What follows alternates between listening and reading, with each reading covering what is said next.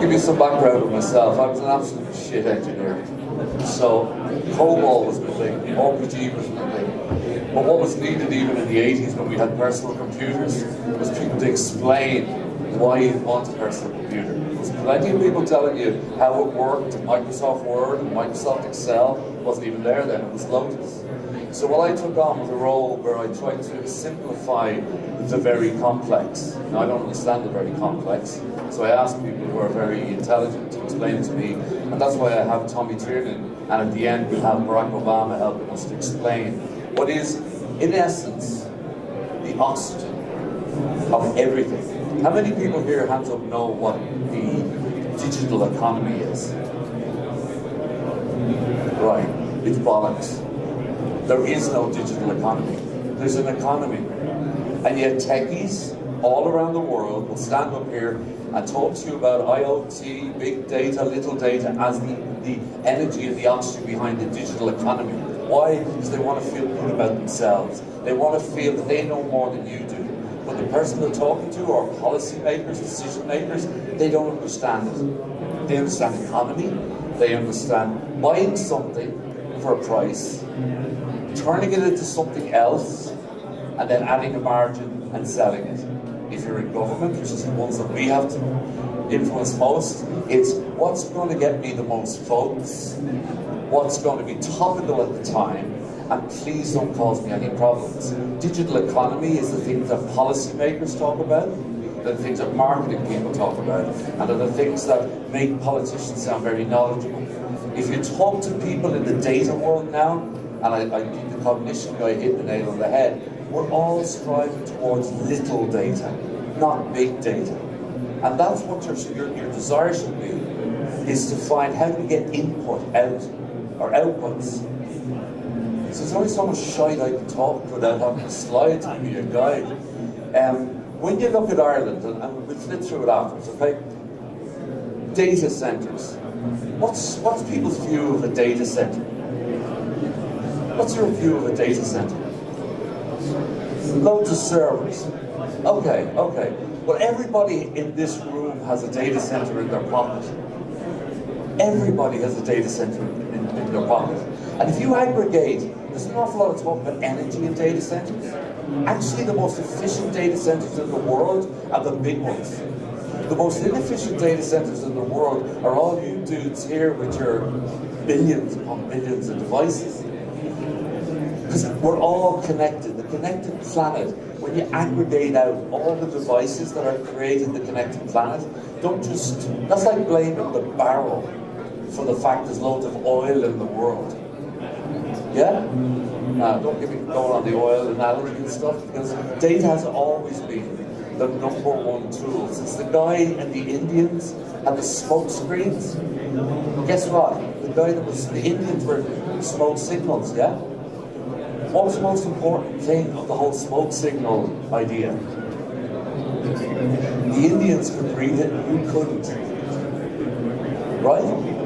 That was the thing. So timely and accurate information has always been the most important aspect of all of our lives. So therefore, when we look at data, data is driving every industry, in every sector, and the interconnectedness. I was just asking the gent from IBM, what's the biggest challenge? The biggest challenge is connecting, the gathering, the distribution, the analysis.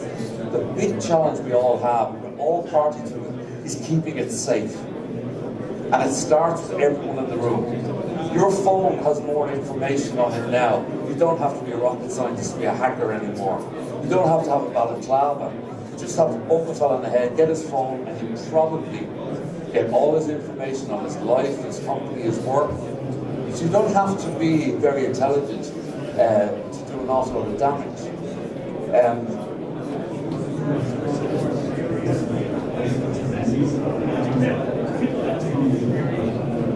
Old tech doesn't work either. New tech.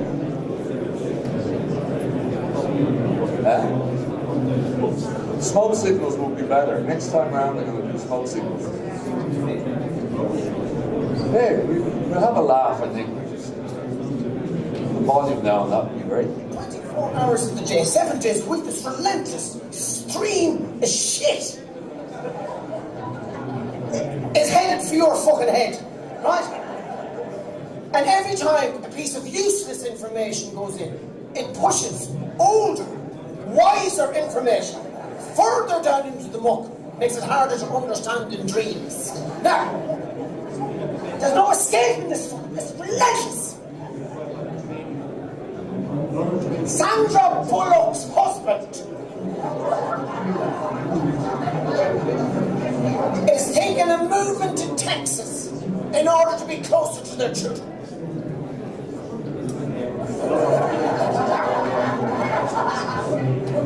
How the fuck do I know that? You get the gist, right? Billions upon billions of servers full of big data, and it's all mostly useless. You look at the egg, yeah? So, what do? I travel the world with a great group of companies who basically are in Ireland and exporting out of Ireland to make Ireland an optimum place to host your data. And if we agree that data is the oxygen of the Industrial Revolution 4.0 or the economies of all the world, think about it like having the most valuable asset in your own shores and the economic job multipliers that are actually built on top of it. The second thing is, which is often not discussed much, is now that we're a number one tier location and have been for 50 years, we're exporting all those skills. And that's the key thing that's happening now. And when you consider right now, for the data centers, just the very large halls, 100 billion is being spent annually in building very large, very small, very tiny, and very, very small data centers. 1 billion of those is in Ireland, so the opportunities and the skills and services that we've developed is huge. 28 billion of this is in Europe alone. So why does it happen? Why has it happened? Well, when I talk to a lot of people, they say, we've had this before, the dot-com bubble. Yeah, not really. We built very large reservoirs to hold it, and then we gave everybody a Nokia 6310. It was capable of one thing, text messages and calls. So what happened 11 years ago, or 12 years ago now, I think, this dude here, Bezos, much bolder and much richer now. He's just got divorced, so it's 50% of the amount he had last Tuesday. So he's only worth 5,600 billion now. He said, why don't we take all of our resources that we're not using and give it to you? Give some of it to you, give some of it to you, and you, and you, and you, and you. It's not rocket science. DHL started the same thing. They called it Amazon AWS, and it meant I don't have to buy any of that shit. I can get going today, tomorrow, or whatever, and pay it what an economic person understands as an operating expense. I use it when I need it. Then, but it didn't take off on the following year, because the other guy basically came along and gave us a window to the world with the iPhone. Suddenly now we had a device that was going to generate enough context and information to be able to store in the data centers on AWS. And what it did was it started this whole new mindset, a totally different way of thinking. Anybody go to school or college? You know who used to do this? Maslow. You know, been around people who are bright and clever. I hadn't got a clue who he was on the wiki. Anyway, he's Maslow, a very famous psychologist who looked at mankind right back 2 billion years to the time he crawled out of a pond as a sin and enemy and developed into what we call now the human race. And these were the 5 different characteristics of what we needed for billions of years. But what he didn't know was that Bezos, Gates, and all these guys, within 10 years, 1 decade, were going to generate these 2 platforms. So now, it's a whole new ball game. I think the dude earlier was saying that he had a daughter. I can love my daughters, I can feed them, I can give them all that they want. They won't even grunt at me. I disconnect the Wi-Fi at home. Dad. This is what the new generation need to be connected, want to be connected, and it's influencing what we do also. If any of this stuff is new to you, you'd be better off buying an allotment and get back into farming. Because most of these companies have already been disrupted and are out of date. The principles of what they're doing have been built on already. The aggregation and the thought process on the basis as a service. You don't have to have large capital to start. This here is, we've a coding club in Ireland called Coder Dojo. It's the largest coding club in the world. And you can get this for $10 when you start. Look at the processing power that the kids can start with a Raspberry Pi. Anybody know what the significance of this is? This little thing here? No?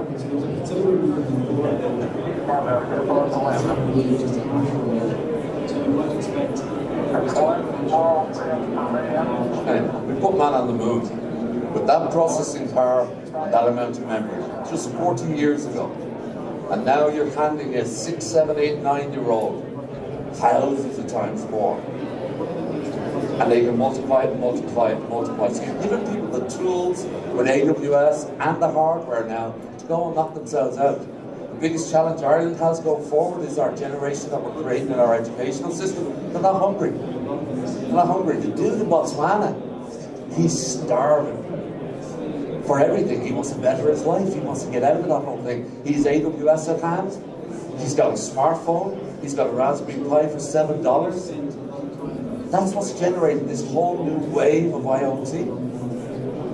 We're finally at the stage. When I was a really bad engineer, there was this thing called computer dust. And I'd walk in here and I just throw compute and storage and power. That's a grain of rice there. And there's a computer that can hold a charge, can store, can compute. Beacons, you know what beacons are? They're still tiny things. We're now at the stage where that's the size of it. You won't even know you're carrying for clothing. It'll be embedded in your clothing. And as the guy before, Thomas, was saying, bakeries, every industry, in every corner of the world, nothing is immune from being driven by data.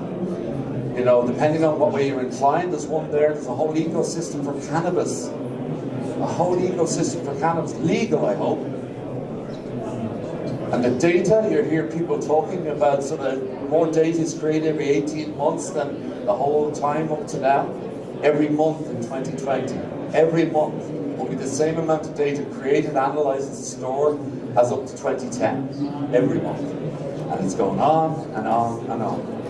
And this is what we call the connected planet, or the Industrial Revolution 4.0. And every device gathers, stores, forwards other information that's analysed into another set of data that's stored, forward, analysed. And what it is, going back to the rice analogy and why there's 100 billion being spent this year, is if a grain of rice was a byte of data.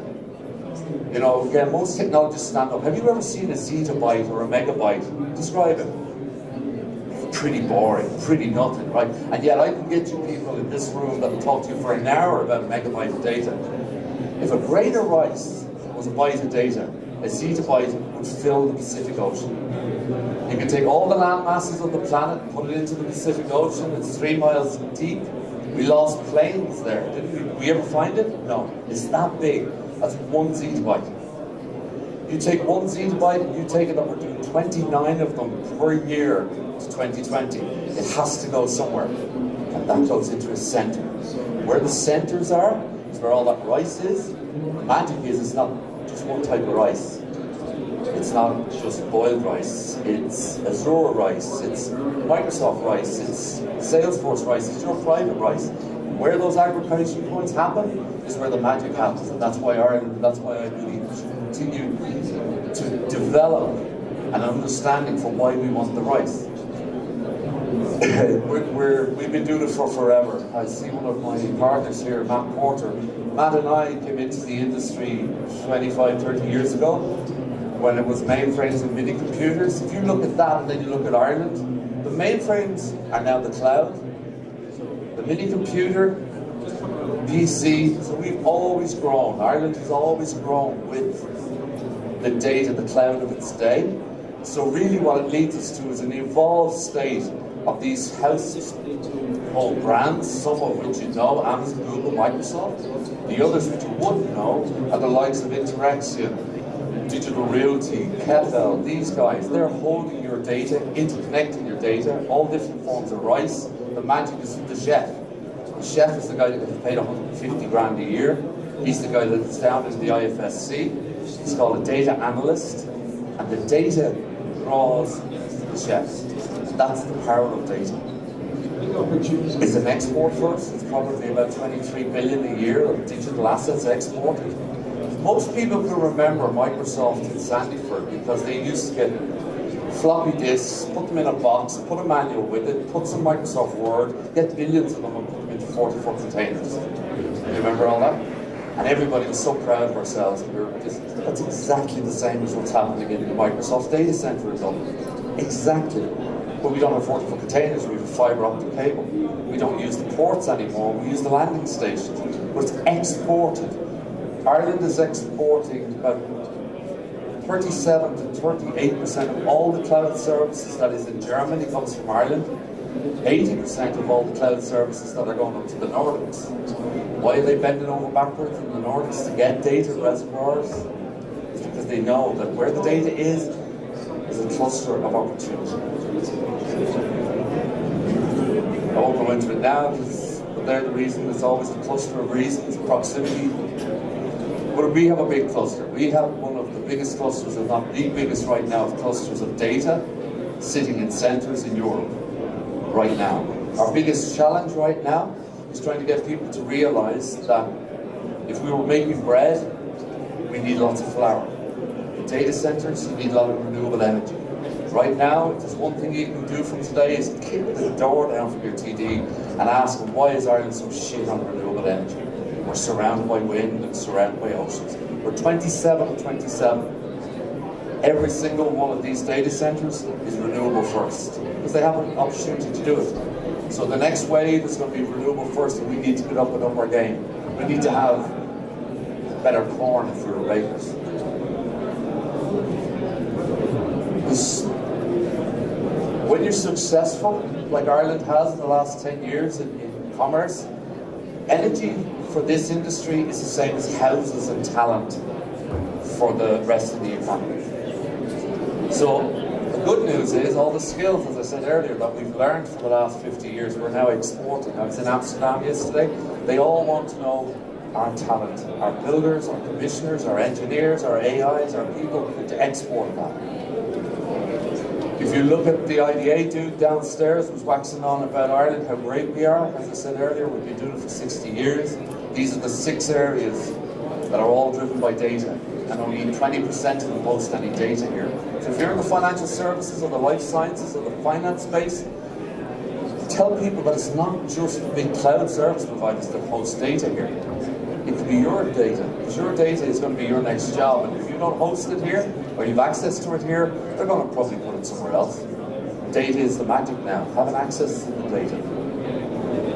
So, that's me. So it was a bit start-stop.